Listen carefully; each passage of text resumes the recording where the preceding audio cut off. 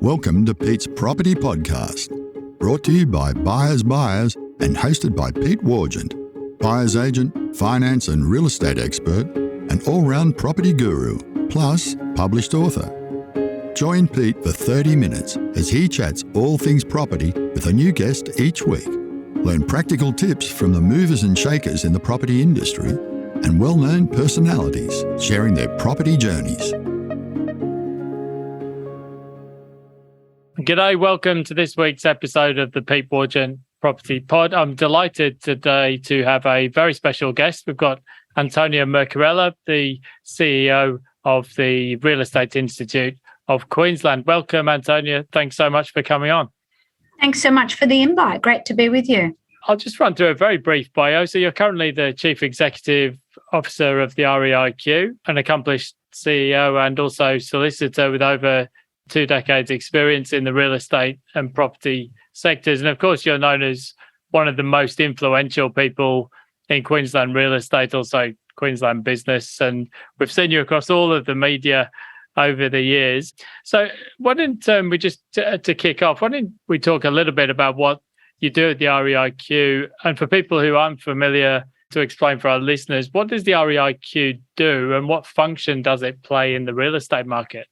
Yeah, of course. Thank you. So the REIQ is the peak body for real estate here in Queensland. We've been around for over 100 years now.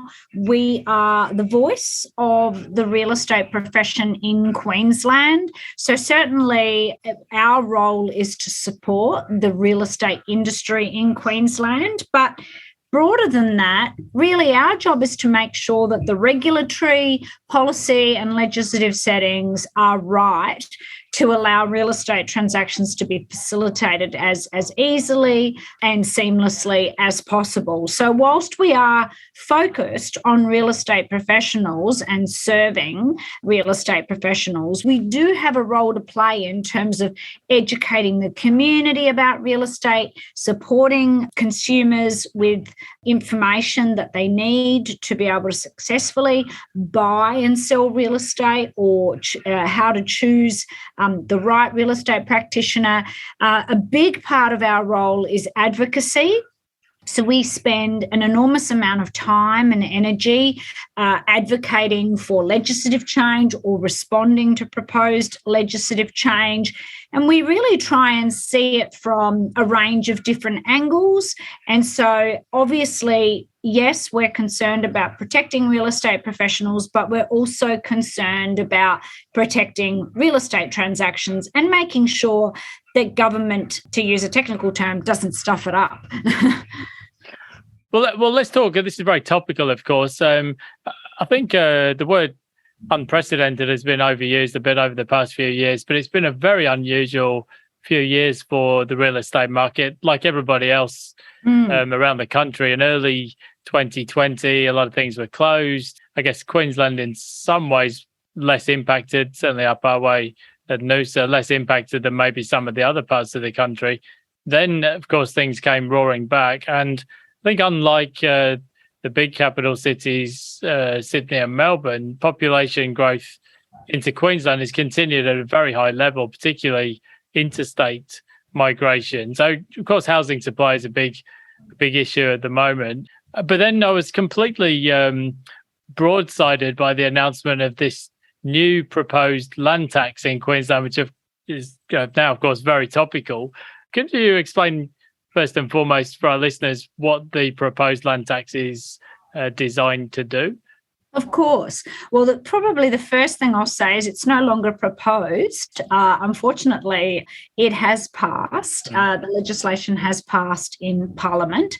And what it means is that from the 30th of June in 2023, when the Queensland government calculates land tax, they will no longer simply use the value of the land you own in Queensland to calculate the value of the land tax or your land tax liability. They will take into account the total value of any property that you own across all Australian jurisdictions. So certainly what we've been saying is that is unique. We don't know. There's no other jurisdiction in Australia that takes that approach.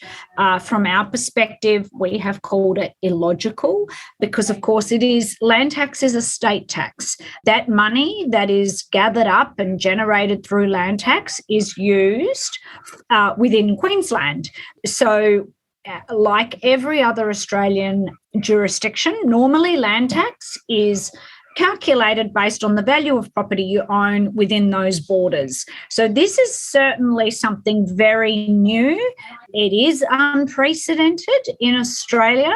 And of course, it will mean if you own a property in Queensland, it will mean that you may consider whether you want to retain that property. We're already starting to see those who own property across multiple jurisdictions contemplating selling their Queensland properties because that is what triggers it.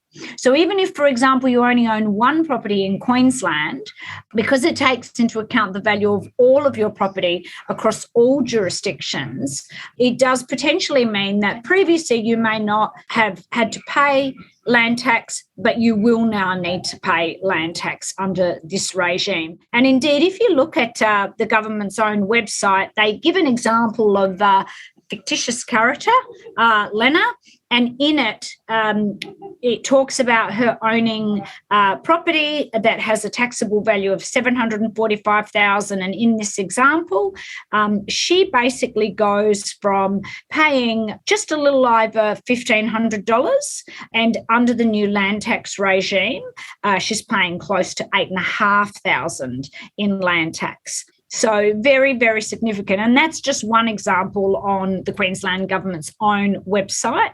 Of course, each case will be very different. And it's important to understand that when we talk about this, we're not just talking about residential land. We're not just talking about those investors who have residential property. Land tax, of course, is payable also by commercial entities. It might be properties that are commercial properties. It might be, if you stop and think about the number of national employers who have premises domiciled here in Queensland, as well as across a variety of other jurisdictions. So we're very concerned about the impact it's likely to have, not just on those who are considering investing in Queensland, but those who have already considered. And as I say, we're already hearing stories about some investors who have either specifically instructed agents to sell their property in Queensland or have said we're contemplating it. But I don't know that the full extent of it is actually understood at this stage. It was only recently passed in our parliament. It's only just starting to make its way into the community. And now that it's passed, obviously accountants are starting to let their clients know. And so we're starting to see the impact of that. We've been having some conversations about banks who are still trying to understand the impact that this will have.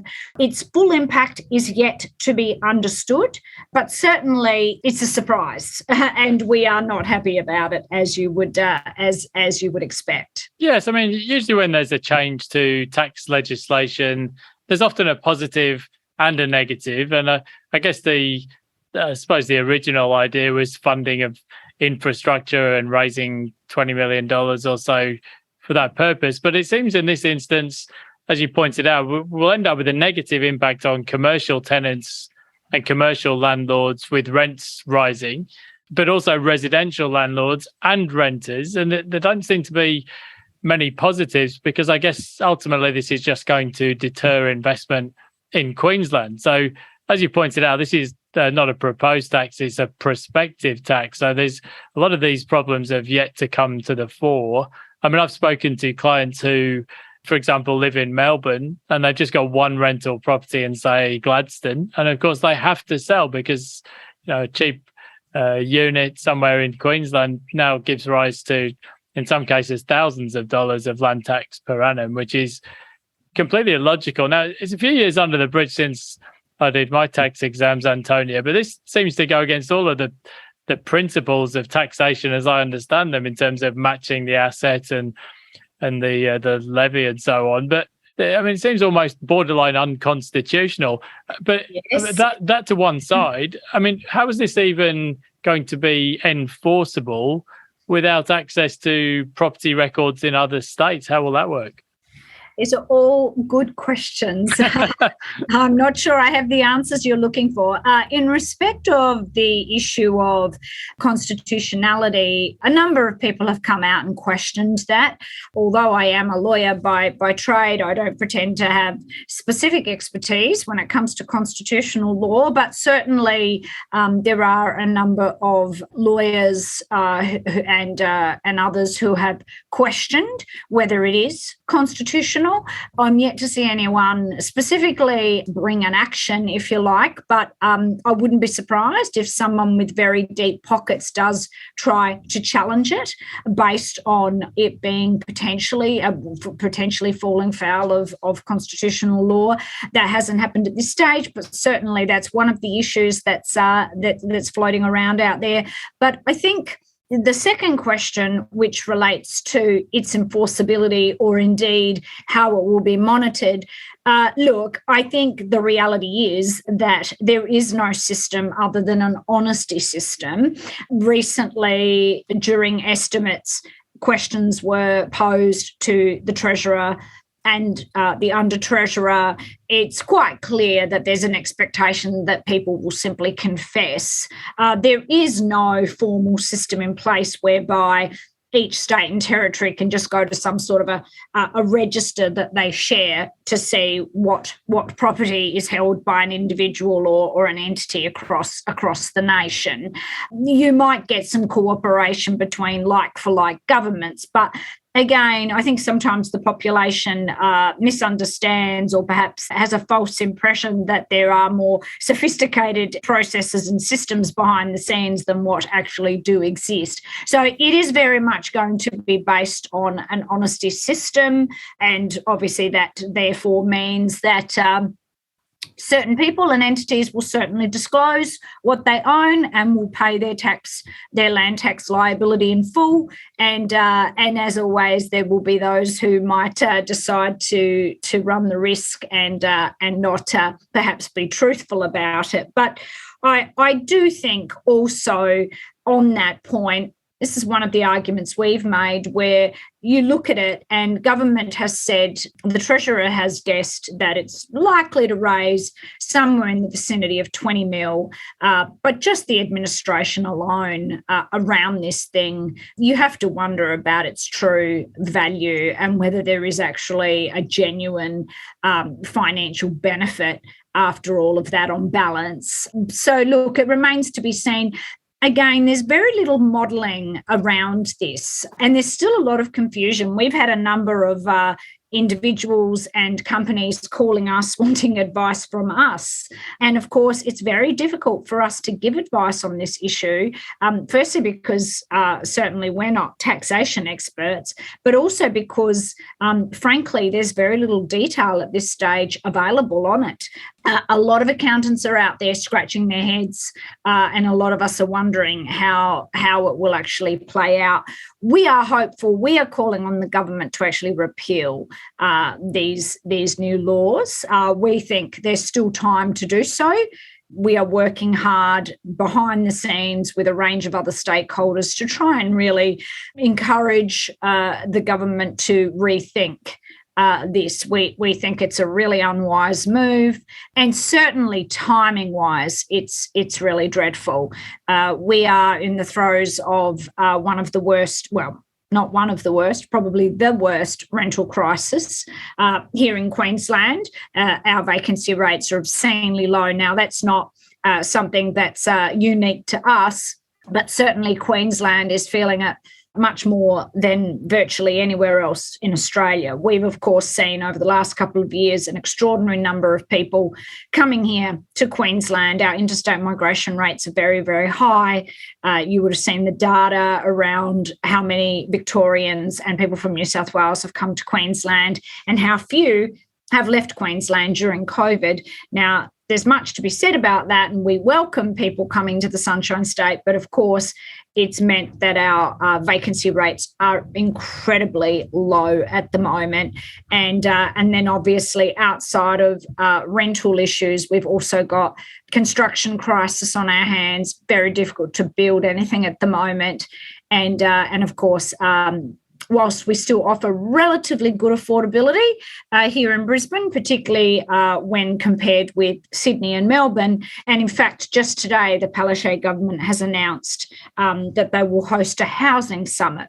And that is recognition of some housing supply issues and the crisis that we find ourselves in. So against that backdrop, it is rather incredulous that they, on the one hand, are calling a housing summit, and yet they're passing laws like this, which obviously do very little to encourage investment in Queensland, and indeed, one could argue, do the exact opposite. Do you want to save on buyer's agent fees? You could save thousands with Buyers Buyers. As Australia's most extensive network of buyers agents, we can lock in highly competitive prices. Plus, our national network of buyers agents are some of the best in the business. So get the Buyers Buyers advantage and talk to us today. Call 1-800-975-051 or visit buyersbuyers.com.au. The timing seems particularly bad. I mean, you mentioned the interstate migration, certainly a lot of Victorian license plates around Noosa in recent times. But obviously I'm a blow-in myself, so I... as you said, well, don't worry, so am I. I'm not a native Queenslander either. But I think, it's an important point. I think that Queensland has always benefited from net interstate migration, very popular due to lifestyle and affordability, and a very high percent, about 36%, I think, of the housing population are renters, one of the highest in the nation. And of course, now with the international borders reopening, the Reserve Bank stats have always shown that most new arrivals into the country are renters initially. But supply, as you mentioned, it takes time to deliver rental supply. And at a time when materials costs have been very high, likewise in the trades, we should really be encouraging investment, maybe by reducing stamp duty or in another way. If I was to play devil's advocate, Antonia, this is what an argument that people sometimes put to me. They might say, well, look, if a landlord doesn't buy some rental stock, or indeed if a landlord was to sell, then presumably the house doesn't disappear and then an owner-occupier steps into those shoes. What would you say in response to that? Or is your overarching point you need investors to actually grow the rental stock? Yeah, look, we get asked this question a lot, and there's this view that if an investor disappears, today I'm an investor and I own a property and I choose to sell that property, there's this perception that therefore means that we're getting rid of that investor who's been the obstacle. They've been the obstacle that's prevented that first home buyer from acquiring that property, or indeed has been the reason why that renter has not been able to transition into home ownership. Now, I think we've got to understand that that's, in my view, way too simplistic. It doesn't work that way. This notion that the reason why people can't get that first foot on the ladder and can't get into home ownership is because of investors. It's not as simple as that. What we know is that there will always be a proportion of people who choose to rent. And in Queensland, that proportion is higher than what it is in the rest of the country for a variety of reasons. So there will always be a cohort who prefer to rent. And indeed, and I say this with the greatest respect, there will always be a cohort of people who will not be eligible for a variety of reasons for a mortgage to be able to buy. So there will always be a portion of our community who will be renters for a variety of reasons. So that's the first part. Then I think the second part, which is about first home buyers and about investors, getting rid of investors so that more of us can enter the market. Well, again, I think if we look over the last few years, we've actually seen quite high levels of first home buyer activity. It's there. And even when we look at a period in our history where we saw APRA really coming down, the banking regulator coming down on investors, we saw, it wasn't that long ago that, of course, there was a banking inquiry. And we all saw the impact of that APRA intervention and also, obviously, what was happening with the banking inquiry. All of that did dampen investor confidence and it did dampen the appeal of investors. But again, we didn't necessarily result in more people being able to become owner-occupiers. I mean, maybe to some extent. I'm not saying that it has no impact, but this very simplistic black and white view that we get rid of investors and all of a sudden that is the panacea for home ownership. It allows every single punter to become a homeowner. That is not realistic, and it's not as simple as that. And I think the other thing that we've got to remember when we talk about investors, again, especially in this current market, this anger and resentment towards investors, I think we've got to remember that many of these people only own one investment property. I think there is sometimes this perception that investors are sitting there rubbing their hands with glee, sitting atop their multitude of investment properties. Most only own one investment property, and usually it is because they're actually trying to build create a nest egg and build some financial security for the future, because they have been told by multiple governments that that's what they should be doing, that all of us should be saving for the future, and because the government can't afford to sustain all of us in the future via the pension scheme. So these are people who are therefore taking a punt, they're taking a risk, they're taking out mortgages, they're owning property. We know that things go wrong with property, things break. There are regular maintenance issues. There's ongoing costs outside of the mortgage repayments, but that's all part and parcel of being an investor, and you wear that risk. And then you hope that one day in the future, the value of that property will appreciate and the whole thing becomes worthwhile.